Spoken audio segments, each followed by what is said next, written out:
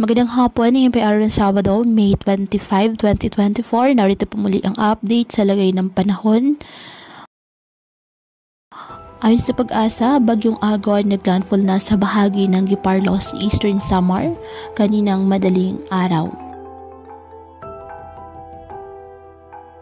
Sa ngayon, kumikilos na ito, tinutumbok ang Katbalugan City, Samar.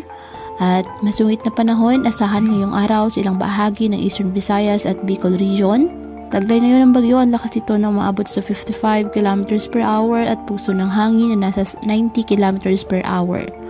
At kumikilos pa northwestward sa bilis na 30 km per hour. Ayon sa forecast track ng Pag-asa, dadaan ang sentro ng bagyo sa bahagi ng Eastern Visayas ngayong araw at susunod naman ito tatama sa Bicol Region pagsapit ng hapon o kaya gabi.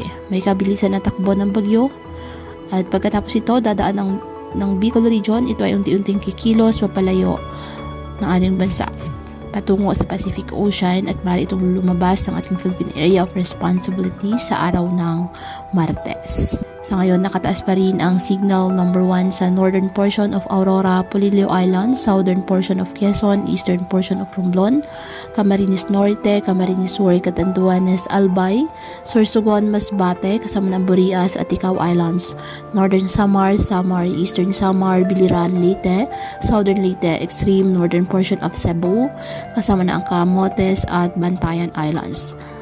Ang mga nabanggit po na lugar ay makakaranas ng masungit na panahon dahil sa banta ng bagyo na maaaring magdulot ng mga pagguho ng lupa o mga pagbaha, lalo na po sa mababang lugar.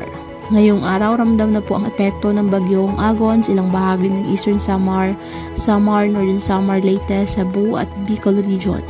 Asahan ang katamtaman o minsan na malalakas na mga pag-ulan sa mga lugar na apektado ng bagyo na posible pong magkaroon ng biglaang pagbaha, lalo na po sa mga mababang lugar.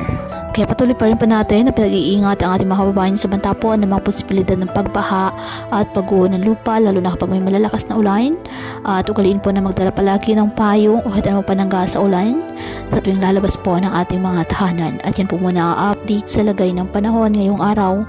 Muli, patuloy po tayo na mag-ingat at palaging tandaan, God loves you. Stay safe and God bless.